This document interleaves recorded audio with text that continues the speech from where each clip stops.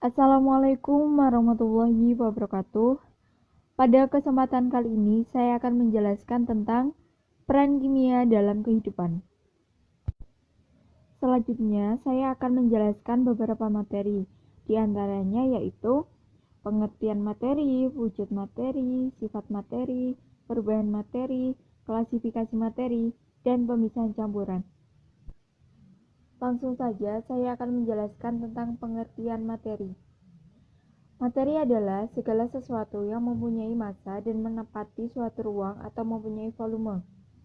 Contohnya adalah air sirup mempunyai volume yang seringkali dinyatakan dengan satuan liter atau mililiter. Selanjutnya, wujud materi. Berdasarkan wujudnya, materi dapat dikelompokkan menjadi 3 kelompok, yaitu gas, cair, dan padat. Yang pertama, materi berwujud gas. Materi yang berwujud gas tidak mempunyai bentuk yang tetap. Contohnya adalah udara.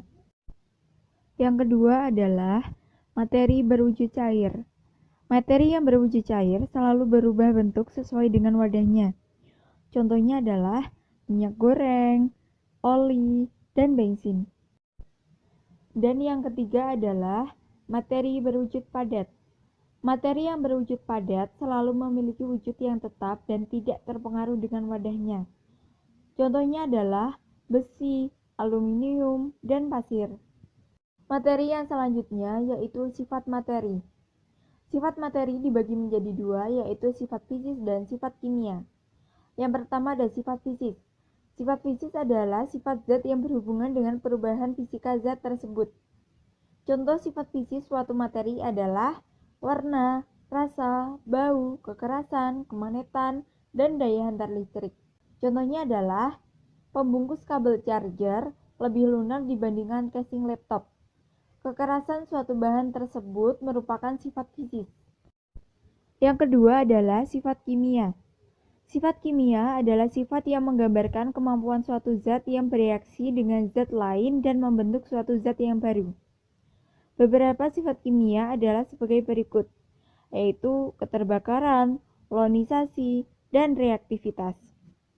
Contohnya adalah pembakaran kertas membentuk zat baru, yaitu karbon dioksida dan uap air. Materi yang selanjutnya yaitu perubahan materi. Perubahan materi dibagi menjadi dua, yaitu perubahan fisika dan perubahan kimia. Yang pertama, perubahan fisika. Perubahan fisika adalah perubahan yang tidak menghasilkan zat jenis baru. Contohnya adalah kertas disobek-sobek menjadi ukuran partikel yang terkecil. Sobekan kertas tersebut tetap menjadi kertas, hanya saja bentuknya yang berubah. Dan yang kedua adalah perubahan kimia. Perubahan kimia adalah perubahan materi yang menghasilkan pembentukan zat baru. Contohnya adalah baking soda dicampur dengan cuka, akan menghasilkan gas karbon dioksida. Selanjutnya, saya akan menjelaskan tentang klasifikasi materi. Klasifikasi materi yang pertama adalah zat murni. Zat murni adalah zat yang penyusunannya sejenis dan mempunyai sifat homogen. Zat murni terbagi menjadi berikut, yaitu ada unsur, senyawa, dan campuran. Materi yang terakhir adalah pemisahan campuran. Yang pertama ada pemisahan campuran dengan filtrasi. Prinsip kerja filtrasi atau penyaringan adalah memisahkan dua zat berdasarkan ukuran partikel penyusunannya. Contohnya adalah penyaringan air santan dari ampas kelapa. Yang kedua adalah pemisahan campuran dengan kristalisasi.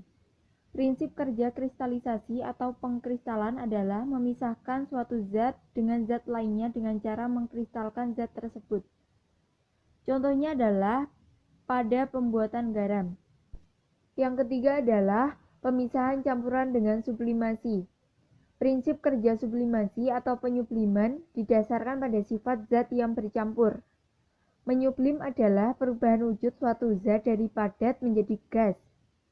Contohnya adalah pada proses pemurnian lodium kotor.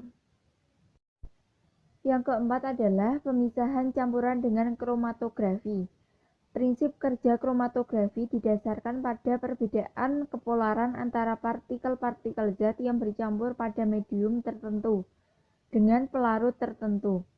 Contohnya adalah pemisahan zat warna dari tinta. Dan yang kelima adalah pemisahan campuran dengan distilasi. Pemisahan dengan distilasi atau penyulingan dilakukan berdasarkan perbedaan titik didih dari zat-zat yang akan dipisahkan. Contohnya pada pemisahan fraksi-fraksi minyak bumi atau bensin, oli, minyak tanah, dan lainnya. Itulah penjelasan dari saya, semoga bermanfaat. Kurang lebihnya mohon maaf. Wassalamualaikum warahmatullahi wabarakatuh.